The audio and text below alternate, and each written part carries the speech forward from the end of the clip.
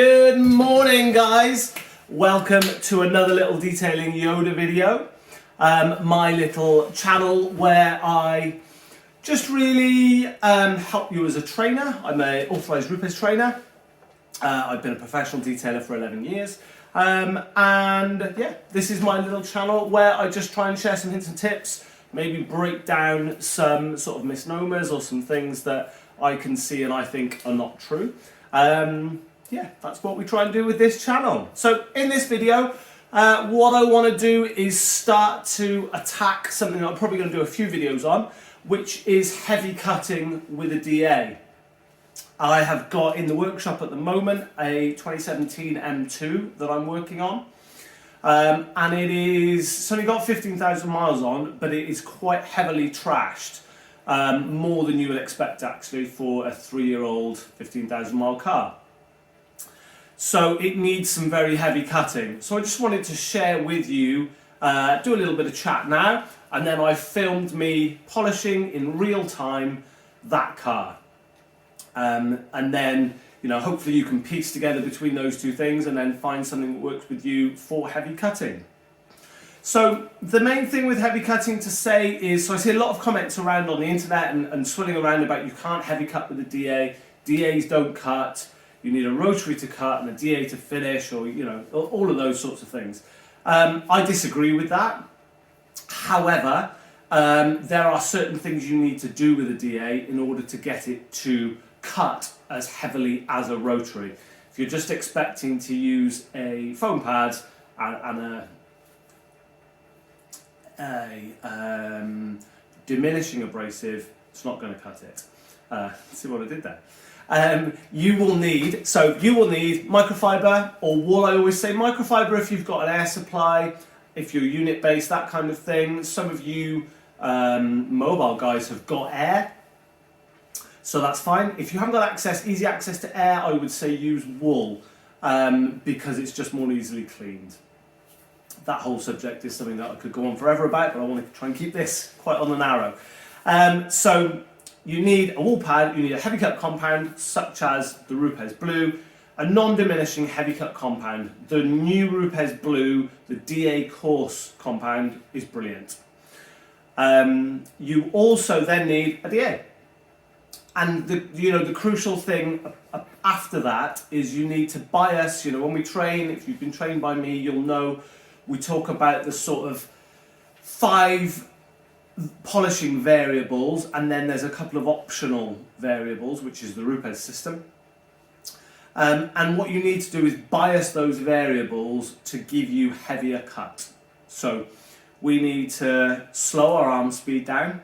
We need to use a faster than recommended, or towards the higher end of the speed range on the machine. So we recommend speed 4 for normal cutting. I would say use speed 5, 5.5, 6. If you've got a Mark 1, just use it flat out. Mark 2 and 3, less so. You need to use more pressure, which you can do because you've got more speed. You need to use slightly more compound, only slightly more. So I'm talking about going from 2 dots to 3 dots or 3 dots to 4 dots, not like tons. Obviously with microfiber, you need to use a different primary thing. That is a whole separate subject is using microfiber, but basically you need to use more with microfiber. Anyway, you need to make sure that every fiber really has compound to work with.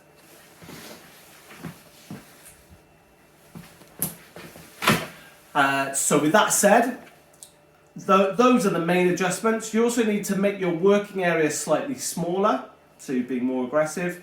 And those are principally the main adjustments. What I see a lot of guys doing is not using a slow enough arm speed. As you'll see in the video that follows, which is real time, that is the arm speed I would use. So that normal, what I would say is a 45 to 1 minute polishing cycle. You can see on the timestamp from this, I've blown that up to about 1 minute and 40, I think, which we can do with an extra compound. You'll see I put an extra stripe in, so I normally say 1 set of left and rights and 1 set of ups and downs.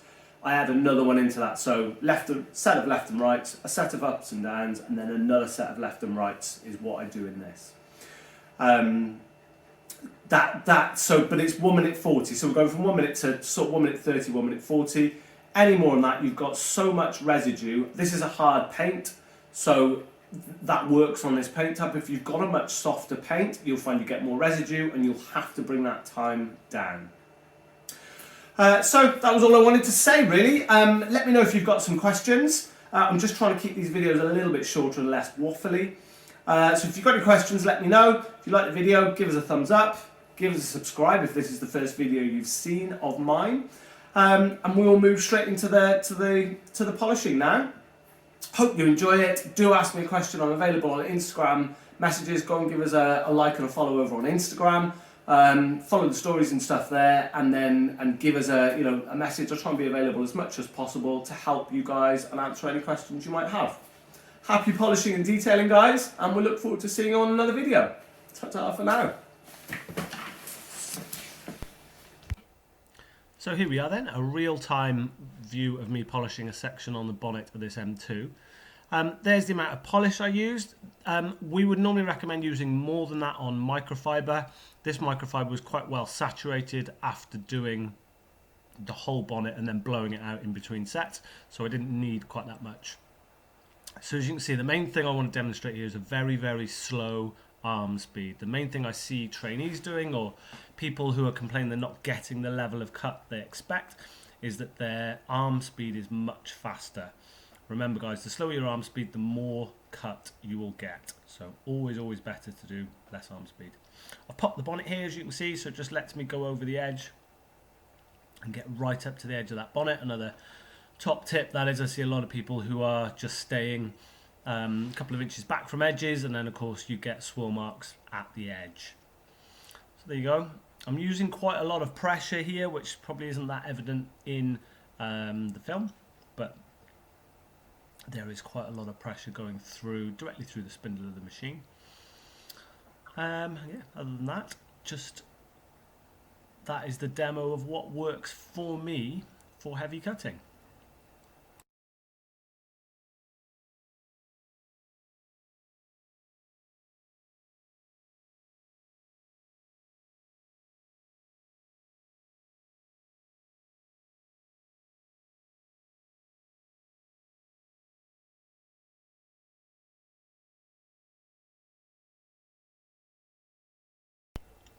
And trigger off. So yeah, trigger on, trigger off time, probably about 1 minute 35, 90 seconds. My normal recommendation would be 50 seconds, 45, 50, 55, 60 seconds, somewhere around there. So an extra third, which is why we use slightly more compound than we would otherwise. And then also slightly more compound, slightly smaller area, and that gives us that extended work time. So as you can see, absolutely trashed, really messy paint. Subsequently I'm still polishing the car, and it still is bad, but you can see a major increase there for an enhancement detail. Maybe that would be the sort of thing that would be happy. There will always be more sharpness that can be gained by going over this again with yellow pad, yellow compound, or if you're coating, I would recommend Uno Pure. But yeah, really big increase. You can see that the top half of that bonnet has not been done, that bit where the light is now, and then as we come back down to the front, nice change in correction. So I'm just going to put the camera back on the stand here again, reload with a similar amount of polish again, and then we'll just polish that top half just so you can watch again, hopefully a very similar technique. What isn't evident from the film is, if you imagine that top half that I'm polishing, nice bit of, you can see how much pressure I'm putting on. There is a little bit of deformation from the bonnet. Yeah, the area of the bonnet that's closest to us, so the left hand side of the car as you look at it from the front, has already been polished. So again, if you check out the landmarks video I did, I am using landmarks in this to remember where I've polished and where I've not polished. And again, the main thing I want to get across is the machine itself is going very fast. I think I'm at about speed 5.5 here. I'm using a lot of pressure, but the machine, my arm speed, is very slow. So if you imagine you are a small section of the paint, that machine polish is staying on a small section of the paint for a long time, which means we're doing a lot of polishing, which should mean we're getting a lot of correction work. So microfiber pad, slightly more polished than you would normally use, slightly smaller working area than you would normally do. And this area that I'm demonstrating here is actually fairly big. It's probably still around that, the recommendation that Rupes have for polishing areas is around 6 to 8 times the pad diameter, which works out to be about sort of an 18-inch to 2-foot square with a 150mm, or like a 5-inch Rupes 15 pad. So there we go, similar amount of work time, about that 1.5 minute level. Buff it all back off. I think I'll probably flip the cloth in a minute just to get any last little holograms back off. You can see that bonnet is deflecting even with me polishing it, so thin bonnets these days. And then we'll just go and have a look at that improvement there. There was a big patch of swirling, wasn't there, about halfway up. So there you go. You can see closest to the camera, still pretty swirled. And then as we just flip over that line, a lot better. There are some deep marks. This bonnet ended up needing cutting 2 or 3 times, and there were still marks in it. So really, to get it perfect, it's probably a candidate for sanding. But you can see the improvement we've managed to get there. I'm going to do another video on the boot lid of this car, actually, which is rotary versus DA on the boot lid. Rotary managed to get a little bit more cut still. On a lot of these BMWs have convex panels which suit the rotary more. But thanks for watching, guys. Hope you enjoyed this. Don't forget to subscribe, click the thumbs up for the likes, and tag your mates and stuff like that. And I look forward to seeing you on the next video. Thank you ever so much for watching.